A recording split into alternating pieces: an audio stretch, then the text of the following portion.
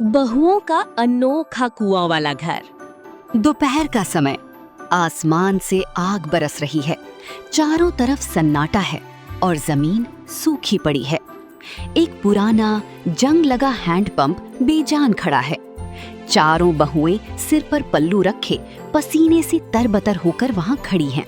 Reena handpump चला रही है, पर सिर्फ सूखी हवा की आवाज आ रही है। अरे, एक बूंद भी पानी नहीं निकल रहा। लगता है इस धरती का हलक ही सूख गया है। अब क्या करेंगे? अब क्या करना है? रोज की तरह आज फिर पड़ोसियों के आगे कटोरा, मेरा मतलब है बाल्टी लेकर जाना पड़ेगा। कल भी मांग कर लाए थे, परसों भी। आज तो कोई बिना खरी खोटी सुनाए पानी देगा ही नहीं। अरे पानी ही तो है, मांगने में क्या शर्म। चलो चलते हैं, बच्चों के लिए खाना भी तो बनाना है। बिना पानी के चूल्हा कैसे जलेगा? चारों बहुएं खाली बाल्टियां और घड़े लेकर अलग अलग पड़ोसियों के घरों की तरफ निकल जाती हैं। गर्म हवा के थपेड़े उनके चेहरों को झुलसा रहे हैं। चाची, थोड़ा सा पानी दे दो, बड़ी मेहरबानी होगी। अरे, तुम्हारा तो रोज का यही धंधा हो गया है। हर दिन सुबह शाम पानी मांगने आ जाती हो। हमारे यहाँ क्या पानी का कुआं खुदा है? चाची, बस आज भर के लिए दे दो। हमारा हैंडपंप खराब है, जल्दी ही ठीक करवा लेंगे। तो ठीक करवा लो ना। क्या हमें पानी की जरूरत नहीं है? हम अपने पैसों से नल चलवाते हैं और तुम मुफ्त में ले जाती हो। जाओ, निकलो यहाँ से, मुझे बहस नहीं करनी। चारों बहुएं खाली बर्तन लेकर मायूस होकर वापस लौटती हैं। उनके चेहरों पर थकान और अपमान का दर्द साफ दिख रहा है। पता नहीं कैसे लोग हैं, 2 घूंट पानी देने में भी ऐसा लगता है जैसे कलेजा मांग लिया हो। अब बिना पानी के घर का काम कैसे चलेगा? चारों का छोटा सा कच्चा घर, ईंटों की दीवारें हैं और ऊपर टीन का शेड है। अंदर एक पुराना पंखा बहुत धीमी गति से चल रहा है।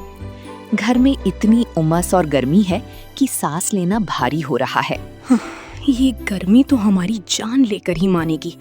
ऊपर से ये टीन की छत मानो तबाह बन गई है। अगली चारों बहुएं रसोई के एक छोटे से कोने में मिट्टी के चूल्हे पर खाना बना रही हैं। लकड़ियों का गाढ़ा काला धुआं पूरे घर में फैल जाता है। सबको खांसी आने लगती है। ये गर्मी तो हमारी जान लेकर ही मानेगी। ऊपर से ये टीन की छत मानो तबाह बन गई है। कितना धुआं हो गया। बाहर सूरज आग उगल रहा है और अंदर ये धुआं। हम तो इस धुएं और गर्मी के बीच ही मर जाएंगे। माँ जी, जरा वो बाहर का दरवाजा खोल दो, नहीं तो दम घुट जाएगा सबका। सांस लुकिया देवी दरवाजा खोल देती है। बाहर से गर्म हवा का एक तेज झोंका अंदर आता है, जो धुएं को तो बाहर निकालता है, पर कमरे को भट्टी बना देता है। एक तो ये जानलेवा गर्मी, ऊपर से चारों लड़कों की बेरोजगारी, दोनों मिलकर हमारे परिवार की जान निकाल देंगे। समझ नहीं आता क्या करें। चारों बहुएं एक दूसरे की तरफ देखती हैं। उनकी आंखों में एक मूक सहमति है। सुबह का समय, सूरज अभी से तेज चमक रहा है। वहां पैर रखने की जगह नहीं है। औरतों की लंबी लाइन लगी है। सब पसीने में भीगी हुई हैं और आपस में धक्का मुक्की हो रही है। मुझे नहीं लगता रीना दीदी कि आज हमें यहाँ से पानी मिल पाएगा। कितनी लंबी लाइन लगी है, लेकिन इंतजार करने के अलावा हमारे पास चारा ही क्या है? 2 घंटे हो गए, अभी तक हमारी बारी नहीं आई। लग रहा है मैं यहीं चक्कर खा के गिर जाऊंगी। वे चारों लाइन में लग जाती हैं। समय बीतता जाता है। धूप उनके सिर को तपा रही है। पैर दर्द से कांपने लगते हैं। हिम्मत रख बीना, बस 2 लोग और बचे हैं। अब हमारी बारी आई। काफी मशक्कत के बाद वे जैसे तैसे पानी भरती हैं और भारी बाल्टियां घड़े उठाकर घर की तरफ चल देती हैं। रास्ते में कुछ औरतें उन्हें देखकर कानाफूसी करती हैं। अरे रिंकू, कम से कम अपने घर में एक अच्छा पंखा तो लगवा लो। इस तपती गर्मी में तुम लोगों की हालत देखकर दया आती है। अभी तो नौतपा शुरू ही हुआ है। चाची, आप ही बताओ, जहाँ पीने के पानी का ठिकाना ना हो, वहाँ नया पंखा कहाँ से आएगा? जो किस्मत में लिखा है वही भोग रहे हैं। घर का अंदरूनी हिस्सा। चारों भाई काम से लौटे हैं। वे ज्यादा पढ़े लिखे नहीं हैं। शिवचंदर एक सब्जी वाले के यहाँ काम करता है। मुकेश और पवन दूसरों के खेतों में दिहाड़ी मजदूरी करते हैं और पहलवान एक छोटी परचून की दुकान पर बैठता है। घर की आमदनी बहुत कम है, जो चिंटू की स्कूल फीस और राशन में ही खत्म हो जाती है। अचानक चारपाई पर लेटे ससुर शिवधारी जी की तबीयत बिगड़ जाती है। उन्हें सांस लेने में भारी तकलीफ होने लगती है। अरे शिवचंदर, दौड़ो, देखो तुम्हारे बाबूजी को क्या हो गया, उन्हें चक्कर आ रहे हैं। रीना तुरंत हाथ वाले पंखे से हवा करने लगती है। बीना पैर दबाती है और पूनम पानी लाकर उनके मुंह से लगाती है। शिवधारी जी की आंखों में आंसू आ जाते हैं और वे सबके सिर पर आशीर्वाद का हाथ रखते हैं। बेटा, मुझे माफ कर देना। मैं एक लाचार बाप हूँ जो तुम्हें अच्छी जिंदगी नहीं दे पाया। तुम सब इतनी अच्छी बहुएं हो, पर इस गरीब घर में आकर तुम्हारी जिंदगी नर्क बन गई। बाबूजी, ऐसा मत कहिए। गरीबी है तो क्या हुआ, हमारा पूरा परिवार एक साथ है। हम सब मिलकर इस बुरे वक्त से बाहर निकलेंगे। आपको अपनी बहुओं पर भरोसा है ना? शिवधारी जी की आंखों में आंसू आ जाते हैं और वे सबके सिर पर आशीर्वाद का हाथ रखते हैं। गांव के बाहर का रास्ता। अगला दिन चारों बहुएं फिर से खाली बर्तन लेकर निकलती हैं, लेकिन इस बार वे सरकारी नल की तरफ नहीं जाती। दीदी, आज फिर उसी लाइन में खड़े होने की हिम्मत नहीं है मेरी। रोज का कितना समय बर्बाद हो जाता है। तो चलो आज पानी का कोई और रास्ता ढूंढते हैं। गांव के आगे जो बड़ा जंगल है, वहाँ पुराने समय के कुछ जल स्रोत हैं। शायद भगवान हमारी सुन ले। वे चारों घने जंगल के रास्ते पर आगे बढ़ जाती हैं। धूप तेज है, झाड़ियों से रास्ता बंद है। चलती चलती रिंकू का पैर अचानक जमीन पर बिछी सूखी लताओं में फंस जाता है। उसका संतुलन बिगड़ता है और वो चिल्लाते हुए नीचे गिरती है। बचाओ दीदी, बचाओ, मैं गिर रही हूँ। रिंकू गिरते गिरते कुएं की मुंडेर पर उगी एक मजबूत पेड़ की डाल पकड़ लेती है और हवा में लटक जाती है। बाकी तीनों बहुएं घबरा कर दौड़ती हैं। रिंकू, हाथ मत छोड़ना, पकड़ के रख। वे झाड़ियों को हटाकर देखती हैं तो दंग रह जाती हैं। वो कोई मामूली गड्ढा नहीं, बल्कि पत्तों और झाड़ियों से पूरी तरह छुपा हुआ एक बहुत बड़ा पुराना कुआं है। कुआं गहरा है और नीचे पानी नहीं, बल्कि सूखी मिट्टी है। पास के पेड़ से एक मोटी लकड़ी तोड़कर लाती है। रिंकू, इसे पकड़। रिंकू लकड़ी पकड़ती है और तीनों बहुएं पूरी ताकत लगाकर उसे ऊपर खींच लेती हैं। रिंकू जमीन पर बैठकर हांफने लगती है, लेकिन जैसे ही वो ऊपर आती है, उसे नीचे से आती ठंडी हवा का झोंका महसूस होता है। दीदी, मेरी जान तो बच गई, लेकिन एक बात बताऊं, जब मैं नीचे लटकी थी तो अंदर से इतनी ठंडी हवा आ रही थी, ऐसा लगा जैसे किसी ठंडे पहाड़ की गुफा हो। अरे, तेरा दिमाग तो ठीक है। अभी नीचे गिर के हड्डी पसली एक हो जाती और तुझे ठंडक की सूझ रही है।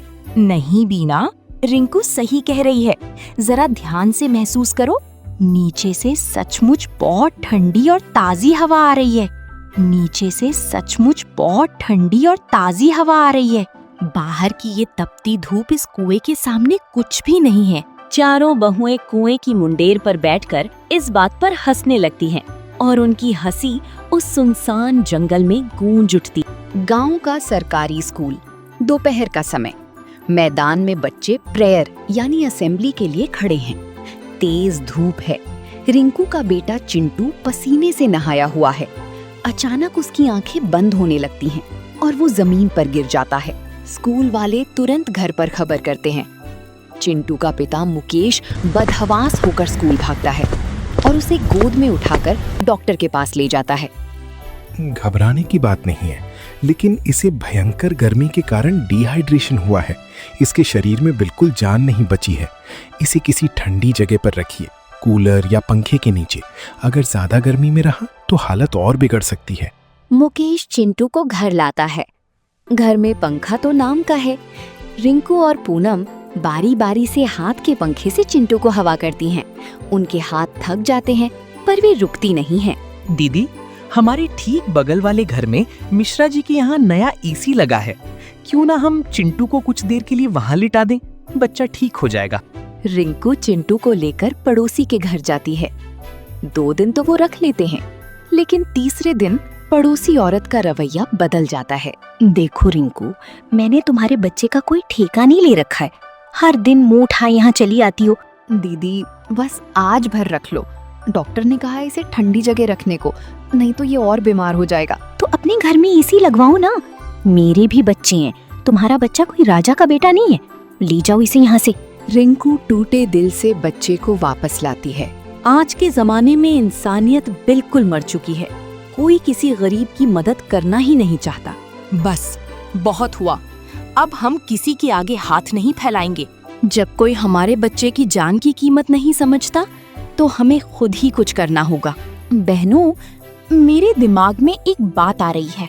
क्यों ना हम सचमुच इस कुएं को साफ करके इसके अंदर रहने लगे? क्यों नहीं मुमकिन है? थोड़ी मेहनत लगेगी। झाड़ झंखाड़ साफ करेंगे, मिट्टी समतल करेंगे। क्या कुएं के अंदर घर? ये कैसे मुमकिन है? क्यों नहीं मुमकिन है? थोड़ी मेहनत लगेगी। झाड़ झंखाड़ साफ करेंगे, मिट्टी समतल करेंगे। हमारे बच्चों और बुजुर्गों की जान इस गर्मी में बच जाएगी। अगर अपने परिवार को बचाना है तो लीक से हटकर कुछ करना ही हो। दूसरी तरफ खेतों का नजारा। मुकेश और पवन जिस मालिक के खेत में मजदूरी करते थे वो पूरी तरह सूख चुका है। फसलें जलकर राख हो गई हैं। देखो भाई मुकेश, इस बार सूखा पड़ गया और फसल पूरी बर्बाद हो गई। इसलिए मैं तुम दोनों को इस महीने के पैसे नहीं दे पाऊंगा। लेकिन मालिक, हमने तो दिन रात खून पसीना बहाया था। हमारे घर में खाने को दाना नहीं है, बच्चे बीमार हैं। मेहनत अपनी जगह है, पर जब पैदावार ही नहीं हुई तो मैं जेब से पैसे कहां से दूं? जाओ, अब यहाँ कोई काम नहीं है। दोनों भाई शाम को खाली हाथ सिर झुकाए घर लौटते हैं। घर के अंदर की हालत और बदतर है। गर्मी से सबके शरीर पर लाल चकत्ते पड़ गए हैं। कमजोरी के कारण कोई खाना भी नहीं बना पा रहा है। अब रोने और उदास होने का समय नहीं है। हमने एक फैसला किया है। कल सुबह हम सब उस जंगल वाले कुएं पर चलेंगे। हम वहाँ अपना नया आशियाना बनाएंगे। अगली सुबह चारों बहुएं और चारों भाई कुएं के पास खड़े हैं। शुरू होता है एक बड़ा मिशन। चारों बहुएं कुएं के मुंडेर की कटीली झाड़ियों को साफ करती हैं। उनका हाथों में कांटे चुभते हैं, पर वे रुकती नहीं हैं। चारों भाई रस्सी के सहारे नीचे उतरते हैं और सूखी मिट्टी, पत्थर और कचरा बाहर निकालते हैं।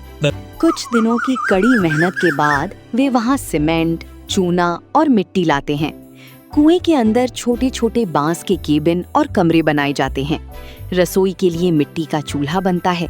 सबसे खास बात, रीना और पूनम कुएं की दीवारों को गाय के गोबर और मिट्टी से लीप देती हैं, जिससे अंदर की ठंडक दुगनी हो जाती है। कुएं के बीचों बीच खेती के लिए एक बड़ा हिस्सा छोड़ दिया जाता है। दिन बीतते हैं। एक दिन बहुएं अपनी सास लुकिया देवी, ससुर शिवधारी जी और चिंटू की आंखों पर पट्टी बांधकर वहां लाती हैं। माँ जी, अब अपनी आंखें खोलिए। जैसे ही वे आंखें खोलते हैं, दंग रह जाती हैं। कुएं के अंदर उतरने के लिए पक्की सीढ़ी बनी है। नीचे 3-4 सुंदर कमरे हैं और कुएं के अंदर का तापमान किसी बेहतरीन एयर कंडीशनर यानी एसी जैसा ठंडा है। हे भगवान, ये तो साक्षात जन्नत है। बाहर लू चल रही है और अंदर इतनी ठंडक। तुम बच्चों ने तो कमाल कर दिया। मेरी बहुएं नहीं, ये तो साक्षात लक्ष्मी है, जिन्होंने आपदा को अवसर बना दिया। कुएं का अंदरूनी हिस्सा। कुछ महीने बाद अब ये जगह एक आत्मनिर्भर जादुई दुनिया बन चुकी है।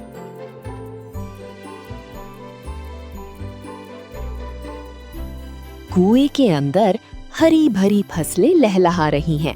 दीवारों पर तोरई, घिया, लौकी, करेला और अंगूर की बेलें चढ़ी हुई हैं। जमीन पर लाल लाल टमाटर, हरी मिर्च, भिंडी, बैंगन, कद्दू, तरबूज और खरबूज उगाए हैं। कुएं की अपनी नमी के कारण इन फसलों को बहुत कम पानी की जरूरत पड़ती है। भाई, ऐसी फसल तो मैंने बड़े बड़े जमींदारों के खेतों में भी नहीं देखी। बिना किसी खाद और दवा के सब कुछ कितना शुद्ध है। सभी लोग बैठकर ताजा खाना और फल खाते हैं। चिंटू अब बिल्कुल ठीक है। और कुएं में खेल रहा है। अचानक एक रात मौसम बदल जाता है।